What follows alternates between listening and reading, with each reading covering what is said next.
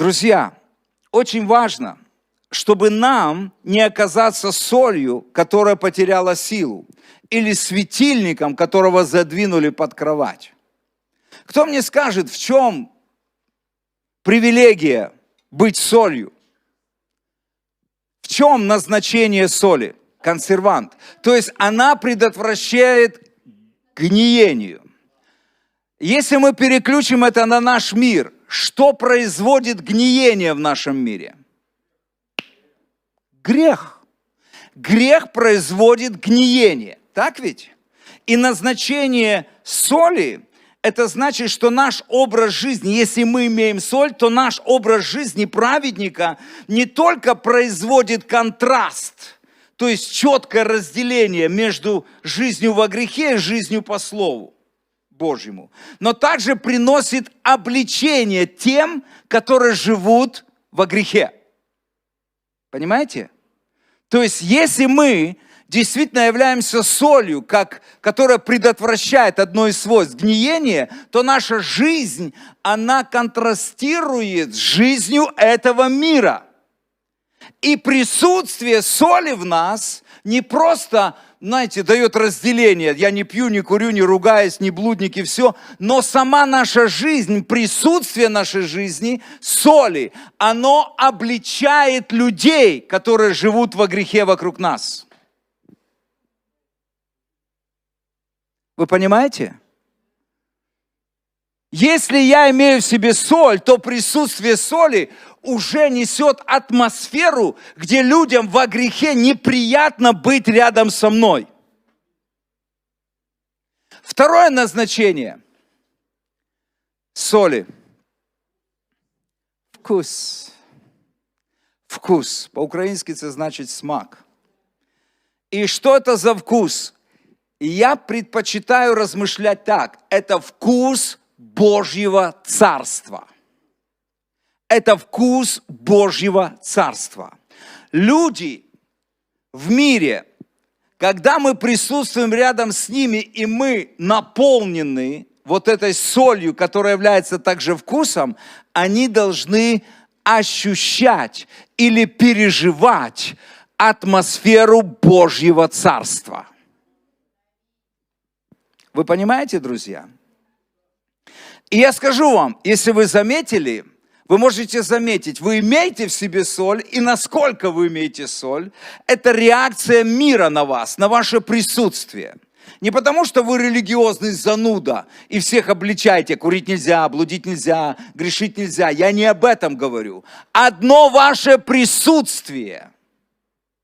Вы слышите? Когда я говорю о соли, одно ваше присутствие, оно несет обличение и контраст дает. И атмосферу Божьего Царства. И это не будет нравиться миру. Помните, что сказал Павел? 2 Тимофея, 3 глава, 12 стих. Он сказал: все желающие жить благочестиво будут гонимы. Вы понимаете? Не те, кто, поймите, здесь не написано, не те, кто все время обличает этот мир. Нет, сама их жизнь является обличителем, понимаете? Одно их присутствие, оно уже вызывает контраст и негодование. И смотрите, 1 Петра, 4 глава. 1 Петра, 4 глава, я хочу прочитать 3-4 стих.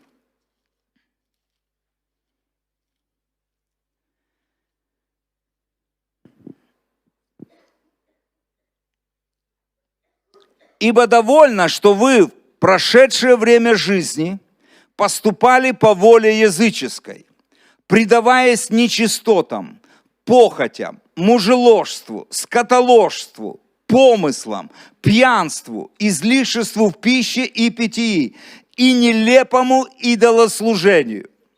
Почему они и удивляются, что вы не участвуете с ними в том же распутстве? И Вообще удивительно, да? Ты перестал быть блудником, пьяницей, там, сквернословом и все, и мир сразу поставил клеймо. Ты плохой. Ты плохой, ты не друг для этого мира. Я скажу, это нормально. Это говорит о том, что ты соленый, что у тебя есть соль. Но если грешники в твоем и моем присутствии чувствуют себя комфортно, надо подумать над этим. Надо подумать над этим. Следующее. Назначение светильника. В чем вообще назначение светильника? Освещать. Очень просто. Освещать. Библия говорит, что весь мир лежит во тьме. Или во зле, или во тьме. То есть там по-разному написано. То есть наша жизнь должна быть наполнена чем? Светом. Скажите, будь ласочка, кто есть свет? Бог есть свет. То есть таким образом, если я говорю, что моя жизнь должна быть наполнена светом, это значит, моя жизнь должна быть наполнена Богом. Потому что Бог есть свет. Понимаете? Бог есть свет. Матфея 5 глава 16 стих. Так да светит свет ваш пред людьми, чтобы они видели ваши добрые дела и прославляли Отца вашего Небесного. То есть моя жизнь должна просто показывать Бога Отца. Помните 1 Петра, 2 глава, 9 стих, там написано, я немножко перефразирую, для того, чтобы адаптировать для нас, но это ни в коем случае не меняет смысла. 1 Петра, 2 глава, 9 стих, о нас с вами говорится, о церкви. Вы род избранный, царство священников Бога. Кто мы? Мы царство священников Бога. Мы избраны Богом, и Он сделал нас царством Его священства. Народ святой. Люди, взятые в Его удел. Для чего?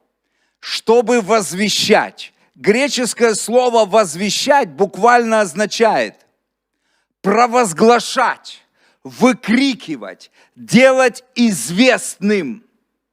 Провозглашать, выкрикивать, делать известным. Что? Совершенство, призвавшего нас. То есть мы избраны быть священниками, и наша жизнь, друзья, смотрите, наша жизнь. То есть моя жизнь должна быть провозглашением того, кто есть Бог, кем является Бог. Вы понимаете? Моя жизнь должна быть читабельна этим миром. То, как я живу, то, как я разговариваю, то, как я действую, то, как я рассчитываюсь на кассе, то, как я работаю у себя в офисе, то, как я работаю на стройке, где бы ты ни работал, вся эта жизнь – это провозглашение, кем является Бог. Я хочу просто поднять стандарты. Не то, что мы говорим, но то, как мы живем, является провозглашением, кем является Бог. Мне нравится, как один человек однажды сказал: возможно, ваша жизнь будет единственной Библией, которую сможет прочитать грешник.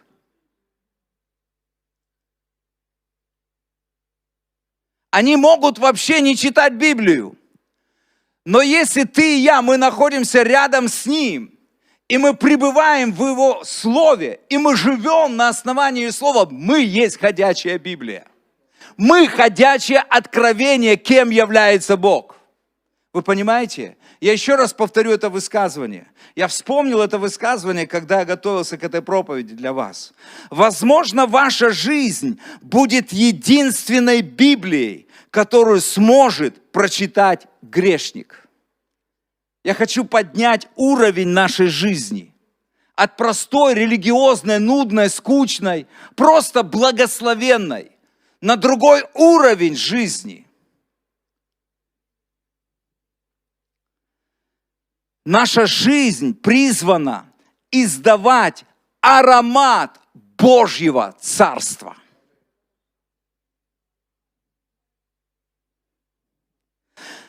Знаете, это как у тебя есть хороший, дорогой парфюм, и ты им... И ты идешь. Было ли у вас такое, когда кто-то прошел, а ты... как вкусно. Или твой знакомый, или твой брат, или твоя сестра. Ты говоришь, как ты вкусно пахнешь. Вы переживали такое? Это то, что говорит Библия, должна издавать наша жизнь.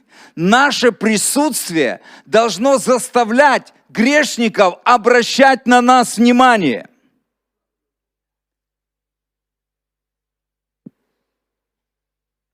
Один из старцев, Фома Аквинский, по-моему, он сказал своим ученикам, он сказал так: идите в мир и проповедуйте миру Евангелие. И если для этого вам нужно открывать уста и говорить слово, открывайте. Идите в мир и проповедуйте Евангелие. И если для этого вам нужно еще говорить, говорите.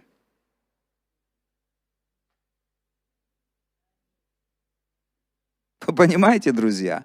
2 Коринфянам, 2 глава, 2 Коринфянам, об этом говорит Библия вообще-то. Об этом говорит Библия, что наша жизнь должна, наше присутствие должно оставлять шлейф, аромат Божьего Царства.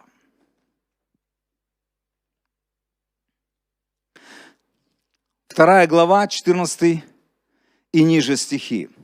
Но благодарение Богу, который всегда дает нам торжествовать во Христе, и благоухание, познание о себе распространяет нами во всяком месте. Как вам такое? Мне нравятся эти места Писания. То есть мое познание Бога, то, чем я наполнен, оставляет шлейф, аромат благоухания. Как вам такое? Мое познание Бога оставляет за мной след.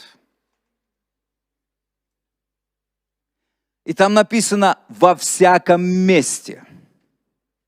И дальше написано «ибо мы Христово благоухание Богу, в спасаемых и погибающих. Для одних запах смертоносный на смерть, а для других запах живительный на жизнь».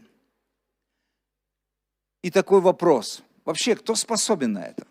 Для меня это не просто вопрос, это вызов для церкви. Кто сегодня способен оставлять аромат Божьего присутствия в этом мире? Так что мир, он просто реагирует на нас. Не от того, что ты говоришь, не от том, что ты свидетельствуешь, от того, что ты просто стоишь. Кто способен сегодня в его церкви нести и издавать благоухание Царства Божьего? Для меня это звучит как вызов, как будто, знаете, Исаия в 6 главе, до этого, с 1 по 6 главу, он был избран пророком, он уже служил, он пророчествовал, весь Израиль знал, что Исаия пророк Божий. Но в 6 главе что-то произошло с ним. Реальная встреча, столкновение, энкаунтер с Богом. Он увидел Божью славу, то, чего он раньше не видел. И он думал, все, я умру. Но вы помните, что Бог сказал, когда очистил его уста? И он сказал, кто пойдет для нас? Кто пойдет для нас? Кто пойдет? Это был вызов. И это не было обращено к Исаии. Вы понимаете? Это просто был вызов. Это был Божий вызов, Божий призыв. Кто способен? И я верю, что сегодня Бог, Он также звучит в своей церкви, кто способен нести аромат моего присутствия? Кто способен нести мое царство? Кто способен сегодня? Это не просто религиозная жизнь по воскресеньям, выпитая чашка кофе, общение и потом то, как я говорил с самого начала. Это что-то другое подразумевает, друзья. Мы знаем, что Иисус нес этот аромат.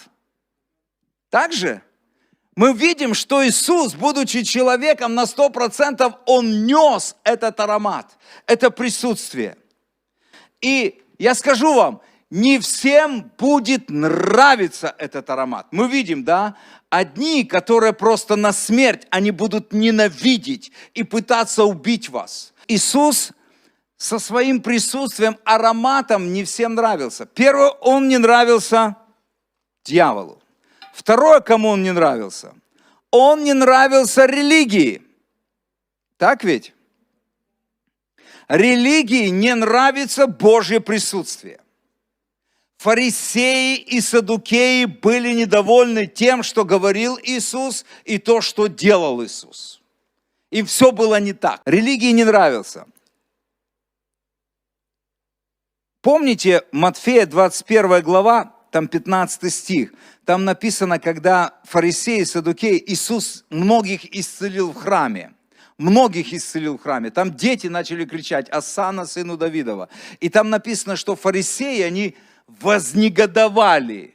То есть там было массовое служение исцеления. Там была слава Богу. То есть религии не нравится даже исцеление. Не нравится, когда больные исцеляются. Это нарушает порядок. Следующее, что не нравилось или кому не нравилось аромат Божьего присутствия, который был на Иисусе. Знаете, кому не нравилось? Коррумпированной и злой мирской власти. Луки 13 глава, 31-32 стих. Пришли фарисеи, и они сказали: Иисус, ты уходи с этих мест, потому что Ирод ищет тебя, чтобы убить тебя. Представляете? Ирод ищет тебя, чтобы убить тебя. Если я внимательно читаю Писание, то Иисус открыто не обличал Ирода. Иоанн Креститель обличал, но Иисус не обличал. Но сам аромат Божьего присутствия на Иисусе, Его проповеди, Евангелие Царства подрывало авторитет коррупции в Израиле. И царь искал, чтобы убить Иисуса. Как вам такое? Кому еще Иисус не нравился? Вы удивитесь. Он не нравился своим ученикам. Вы здесь со мной? Вы еще хотите вообще, нести аромат Божьего присутствия? Вообще, другими словами, как только ты начинаешь хотеть, как только ты начнешь носить аромат Божьего присутствия, ты автоматически станешь мишенью для бесов, для дьявола, для фарисеев религиозных, для политической власти коррумпированной и для своих братьев и сестер. Как вам такое? Оно вам надо? Вы можете просто увидеть это в Евангелии Иоанна 6 глава. Помните, где Иисус говорил: если вы не будете есть плоти Сына Человеческого и пить крови Его, вы не будете моими учениками, вы не будете иметь жизни вечной. И помните там, что написано? И толпы учеников, которые следовали за Ним, вдруг сказали: что за странные слова? О, как кружится голова. Что за странные слова? Кто может это слушать? Это же ересь! Иисус, до этого все было нормально. Потому что по закону Моисеева пить кровь Кощунство. Есть человеческую плоть – кощунство. И вдруг Иисус дает новое учение, которое выводит нас за рамки нашего религиозного понимания. И мне нравится Иисус. Он даже не стал объяснять: братья и сестры, не покидайте мою церковь. Это откровение я получил от Господа. Потом, когда я умру и воскресну, вы поймете откровение это глубокое. Просто продолжайте оставаться со мной. Иисус даже не удосужился эту толпу удержать, так или нет? Библия говорит, многие из его учеников оставили его. И снова осталось 12. И он им говорит: ребята, может и вы последуете? И он сказал: да нет, мы ничего не понимаем, мы в шоке, мы в смущении, но одно мы понимаем. Ты Сын Божий, куда нам идти? У тебя глаголы вечной жизни. Вы понимаете, даже ученикам Иисус в этот момент не понравился. Поэтому я задаю вопрос: кто способен нести это? Потому что за это придется платить. Вы знаете, что я заметил? Я заметил, что есть люди, и их много, которые хотят переживать Божье присутствие. Но немногие хотят нести Божье присутствие. И между ними большая разница. Потому что люди, которые несут Божье присутствие, они заплатили цену за это присутствие. Иисус говорит, и это слова Иисуса: купи, купи, купи. Есть цена. Поэтому, когда люди, которые купили и ходят в аромате Божьего присутствия, все хотят быть возле этих людей. Они не платили цену, но они переживают это Божье присутствие. Они говорят: как классно быть просто в присутствии этого человека, который несет Божье присутствие, силу Царства Божьего. Вау! Но, друзья, Бог предназначил для каждого из своих сыновей и дочерей быть тем человеком, который несет это присутствие. Он избрал нас быть священниками Бога. Он сказал: вы род избранный, вы призваны провозглашать, делать известным через свою жизнь, кем я являюсь. Вы открытое послание этому миру. Ваша жизнь – это самое сильное свидетельство, кем является Иисус Христос. Вы понимаете, друзья? Это мы с вами, это церковь. Библия говорит, что мы полнота наполняющего все во всем. Мы полнота Христа. Церковь, тело Иисуса Христа – это полнота Христа здесь на земле. И мне такое впечатление, что мы не полнота, а у нас дистрофия вообще. У нас недостаток этой полноты. Более того, Библия говорит о нас с вами. Колоссянам 2 глава. И здесь 9-10 стих. «Ибо в нем, во Христе, обитает вся полнота божества телесно». Так ведь? «Ибо в нем обитает вся полнота божества телесно». То есть, когда Иисус ходил по земле, Он был наполнен божественной полнотой. Он был наполнен божественной полнотой. Богом был наполнен. А следующий стих читайте. Что там написано? И вы имеете эту полноту во Христе.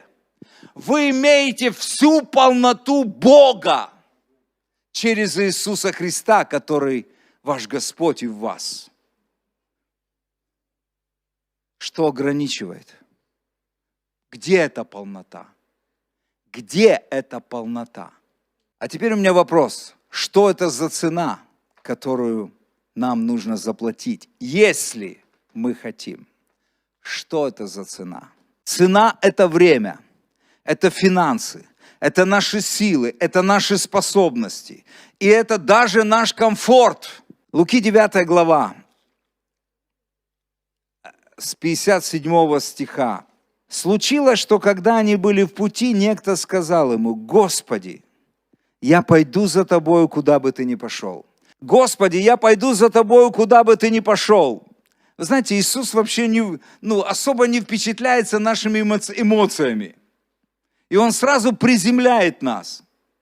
И Он говорит: послушай, лисицы имеют норы, и птицы небесные гнезда, а Сын Человеческий не имеет где преклонить голову. Ты готов на решения различные?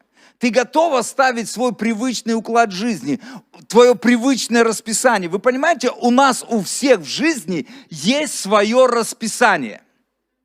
Когда вы встаете, когда вы завтракаете, когда вы идете на работу, у вас все расписано. Внутри каждого из нас есть свои часы, есть свое расписание. И оно годами может быть. Так ведь? Не дай Бог, вы скажете Иисусу: «Иисус, я пойду за тобой». Это значит, вам придется изменить ваше расписание. Вы знаете, чего больше всего не желают делать люди? Меняться. Меняться. Мы все делаем так, чтобы нам было удобно. Вы понимаете, внутри нас есть определенные конфликты. Мы пытаемся подстроить Бога под наше расписание. Поэтому полнота божества проходит мимо нас.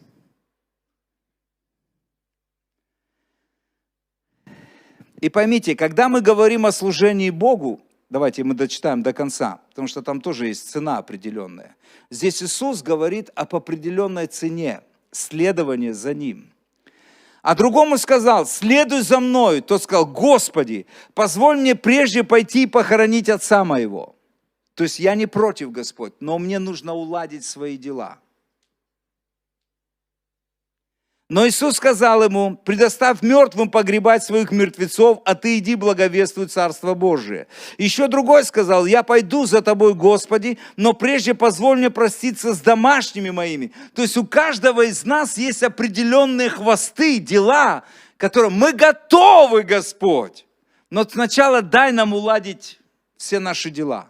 Знаете, вот почему апостолы, они несли вот это присутствие Царства Божьего. При всех их слабостях. Потому что, когда они увидели Иисуса, Иисус сказал: «Следуй за мной». Каждый из них, знаете, что они сделали? Вы читали Евангелие? Что они сделали? Они сказали: подожди, мы закончим, закроем бизнес наш, сведем дебет с кредитом, мы все просто выровняем и тогда пойдем. Ну, я утрированно, вы понимаете? На самом деле, когда он сказал: следуй за мной, они говорят, они оставили в тот же час все и последовали за ним. Вы понимаете, что такое цена?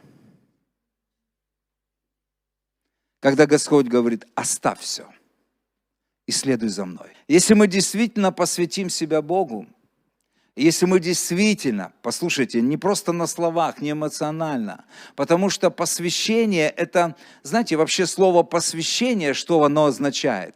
Это добровольная передача себя самого, всего, что у тебя есть, в руки другого. То есть ты уже не несешь ответственности ни за что. Посвящение – это буквально ты уже ничего не решаешь. Вот почему нам трудно посвятить себя Богу, потому что мы хотим хоть где-то контролировать свою жизнь. Хоть где-то господствовать в своей жизни.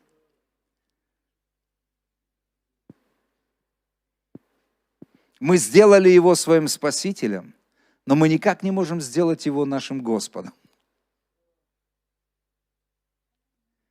Потому что Господь, это означает действительно, что Он управляет, Он царь во всем, каждой сфере твоей и моей жизни.